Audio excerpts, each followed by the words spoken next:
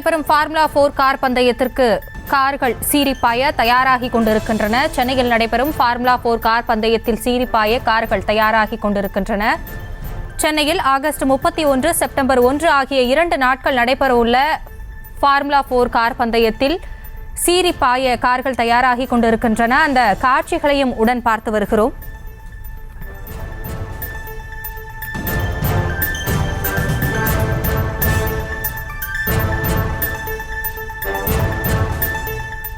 சென்னையில் நடைபெறும் formula 4 car பந்தயத்தில் சீரிப்பாய கார்கள் தயார் நிலையில் இருக்கின்றன. ஆகஸ்ட் 31, செப்டம்பர் 1ஆம் தேதி நடக்கவிருக்கிறது ஃபார்முலா 4 கார் பந்தயம். கூடுதல் விவரங்களோடு நேரலையில் இணைகிறார் எமது செய்தியாளர் பாரி கார்த்திக். நாளை மறுநாள் இந்த ஃபார்முலா 4 கார் பந்தயம் நடைபெறவிருக்கிறது.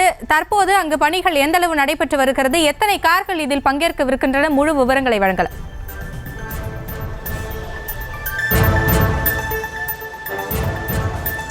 வணக்கம். நாளை மறுநாள் சென்னையில் சீரிப்பாய தற்போது ஃபார்முலா 1 கார்கள் தயார் நிலையில் இருக்கின்றன. இந்த கார்களுக்காக வெளிநாடுகளிலிருந்து பொறியாளர்கள் தற்போது இந்த கார்களை தயார் செய்யும் பணியில் ஈடுபட்டு வருகிறார்கள்.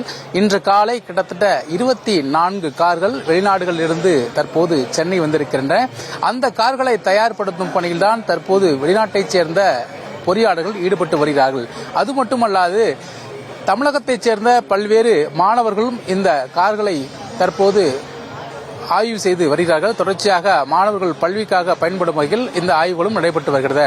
தொடர்ச்சியாக இந்த ஃபார்முலா 4 பந்தயம் என்பது இந்தியாவிலே முதன்முறையாக இரவு நேரங்களில் நடக்கும் போட்டியாக வடிவமைக்கப்பட்டிருக்கிறது. கிட்டத்தட்ட சென்னை முக்கிய சாலைகளில் இந்த கார்கள் சீரிப்பாய இருக்கின்றன. 31 மற்றும் 1 என இது 2 தேதிகளில் நடக்கும் இந்த போட்டியை காண ஏராளமான பேர் வருவார்கள் என்று எதிர்பார்க்கப்படுகிறது. இதன் மூலமாக சென்னை சர்வதேச அளவில் முக்கியமான இடத்தை பெறும் என்றும் எதிர்பார்க்கப்படுகிறது. இந்த போட்டியை பொறுத்தவரைக்கும் 1600 சிசி திறன் கொண்ட அப்ரிலா இன்ஜின் மூலம் இயக்கும் ஃபார்முலா 4 கார்கள் இந்த பந்தயத்தில் சீறி பாய்கின்றன. ஒரு அணிக்கு 2 இந்திய ரேசர்கள், 2 வெளிநாட்டு ரேசர்கள் என 4 பேர் பந்தயத்தில் பங்கேற்கின்றனர். 8 அணிகளைச் சேர்ந்த 32 ரேசர்கள் இந்த பலப்பரீட்சை நடத்துகிறார்கள். மேலும் ரேஸ் 25 நிமிடங்கள் நடத்தப்படுகிறது. ஒவ்வொரு ரவுண்டிற்கும் முதலிடம் பிடிக்கும் ரேசர்களுக்கு 25 புள்ளிகளும், 2ஆம் இடத்திற்கு பிடிக்கும் ரேசர்களுக்கு 18 புள்ளிகளும், 3ஆம் இடத்திற்கு 15 புள்ளிகளும் என அடிப்படையில் கிட்டத்தட்ட 10 இடங்களுக்கு புள்ளிகள் வழங்கப்படும். அதன் அடிப்படையில் தொடர்ச்சியாக 10 ரவுண்டுகளை சேர்த்து இறுதியில் யார் அதிக புள்ளிகளை கைப்பற்றுகிறார்களோ அவர் சாம்பியனாக அறிவிக்கப்படுவார். தீவுத்திடலில் கடந்த ஆண்டே ரேஸ் நடத்த திட்டமிட்டாலும் மிக்ஸாம் புயல் உள்ளிட்ட பல்வேறு காரணங்களுக்காக நடத்த முடியாமல் போனது. இந்நிலையில்தான் தற்போது சென்னையில் இந்த போட்டியானது வருகின்ற 31/1 என இது 2 தேதிகள் நடைபெற இருக்கிறது. அதற்கான கார்கள் தயாரிக்கும் பணியில் தற்போது அந்த கார்களை மீளுருவாக்கம் செய்யும் பணியில் வெளிநாட்டைச் சேர்ந்த பல்வேறு பொறியாளர்களும் அந்த பணியில் ஈடுபட்டு வருகிறார்கள். தற்போது சென்னை தீவுத்திடலுக்கு 24 கார்கள், அது சீரிப்பாய இருக்கக்கூடிய 24 கார்கள் வந்து சேர்ந்திருக்கின்றன. இந்த கார்களுடைய வடிவமைப்புகள் மற்றும் பல்வேறு விஷயங்களை தொடர்ச்சியாக பொறியாளர்கள் ஊர்ந்து கவனித்து வருகிறார்கள். மேலும் வருகின்ற 31 மற்றும் 1ஆம் தேதி இந்த இடம் இரவு நேரத்தில் நடப்பதால் பகல் போல ஜொலிப்பதற்கு ஆங்காங்கே மின் விளக்குகளும் பகலை போல காட்சியளிப்பதற்காக பல்வேறு வகையில் அதிக திறன் கொண்ட மின் விளக்குகளும் ஆங்காங்கே அமைக்கப்பட்டிருக்கின்றன. இந்திய கார் பந்தய திருவிழாவாக இந்த போட்டி நடைபெறும் என்றும் எதிர்பார்க்கப்படுகிறது.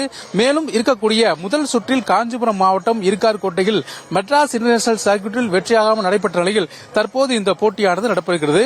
நடப்பாண்டில் 3வது முறையாக இந்த திருவிழா நடைபெற்றாலும் இதில் சென்னை ஃபார்முலா ரேசிங் சர்க்கியூட் எனப்படும் தீவுத்திடலை சுற்றியிருக்கக்கூடிய சாலைகளில் இரவு நேர பந்தயத்திற்கு ஏற்பாடு செய்யப்பட்டதுதான் இந்த திருவிழாவின் ஒரு முக்கிய நோக்கமாக இருக்கும். ஏற்கனவே பொதுமக்கள் கிட்டத்தட்ட 8000 பேர் இந்த போட்டியை கண்டுகளிக்கலாம் என்று அறிவிக்கப்பட்ட நிலையில் அதற்கான ஏற்பாடுகள் தீவிரமாக நடைபெற்று வருகின்றன. குறிப்பாக இந்த வாகனத்தை பொறுத்தவரைக்கும் அதிக திறன் கொண்ட வாகனங்களாக இருக்கப்படுகின்றன.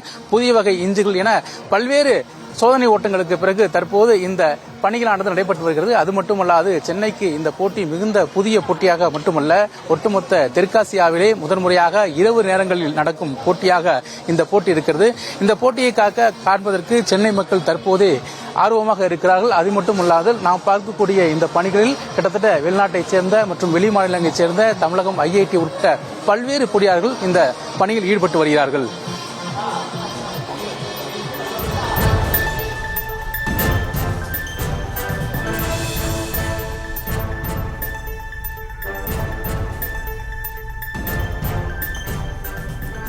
பாரி கார்த்திக், நீங்க சொன்ன விவரங்கள்லாம் சரிதான். அங்கேயே பார்க்க முடியுது, நிறைய அந்த கார்கள் தயார் செய்யறதுக்கு ரொம்ப மும்முரமா இருக்காங்க. பக்கத்துல யார்ட்டி பேச முடிஞ்சதா? அவங்க எவ்வளவு எக்ஸைட்மெண்டா இருக்காங்க?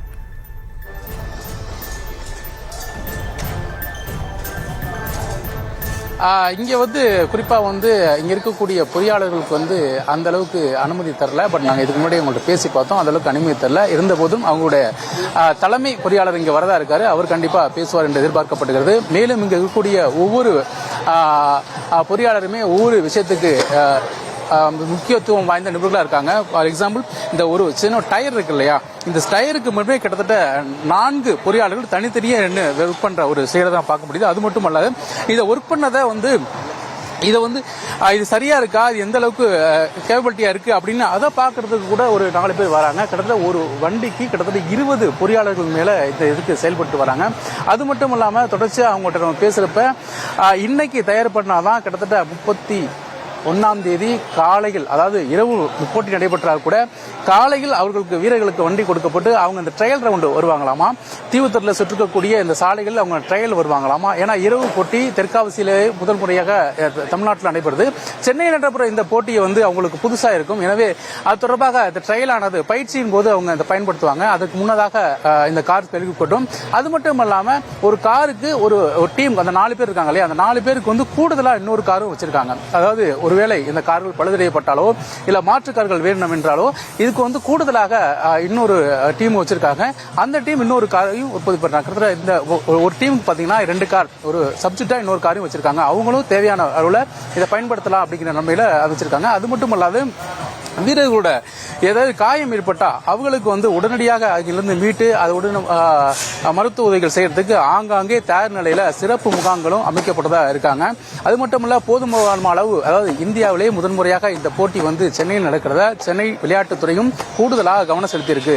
சாதாரணமா இந்த போட்டியை எடுத்துட்டு போக முடியாது. கிட்டத்தட்ட இந்த போட்டியின் மூலமாக உலகத்தின் பார்வை சென்னை விளையாட்டுத்துறையை ஈர்க்கும். அது மட்டும் இல்லாது சென்னையில் இந்த விளையாட்டுத்துறை நடத்தும் மூலமாக கிட்டத்தட்ட இந்த போட்டி பாத்தீங்கன்னா பெரும்பான்மையான ஒரு வளர்ந்த நாடுகள், அது மட்டும் இல்லாமல் மேற்கத்திய நாடுகளுடைய நடக்கக்கூடிய ஒரு போட்டி. இந்தியா மாதிரி ஒரு வளரும் நாடு இதை ஒரு மிகப்பெரிய ஒரு சேலஞ்சா நடத்தி தான் இந்த போட்டியை வந்து பண்றாங்க. அப்படிங்கிறப்ப அதை வந்து மற்ற நாடுகளுக்கு இணையாக இல்லை, மற்ற நாடுகளோட சிறப்பாகவே நம்ம செஞ்சிட வேண்டும் என்ற அடிப்படையில் இங்க இருக்கக்கூடிய சாலை அமைப்புகள் மற்றும் உள்கட்டமைப்புகளை பயன்படுத்தி எவ்வளவு சிறப்பாக பயன்படுமோ அந்த அளவுக்கு சிறப்பாக பயன்படுத்திட்டு இருக்காங்க. மேலும் இது தொடர்பாக இந்த ஒரு வாரத்துக்கு மேலாகவே இங்க இருக்கக்கூடிய கார்களுடைய பொருட்கள் வந்திருக்கு. அது மட்டும் இல்லாமல் இங்க இருக்கிற பொறியாளர்களும் வந்திருக்காங்க. அந்த தொடர்ச்சியா நம்ம ஒவ்வொருத்தரையா பார்த்து வரோம்.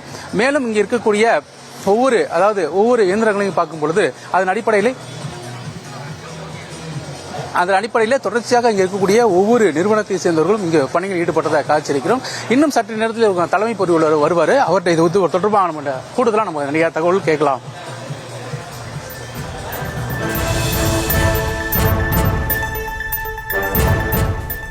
விவரங்களை நேரலையில் இணைந்து வழங்கியமைக்கு நன்றி பாரி கார்த்திக். செய்திகளை உடனுக்குடனும் துல்லியமாகவும் தெரிந்து கொள்ள சப்ஸ்கிரைப் பண்ணுங்க.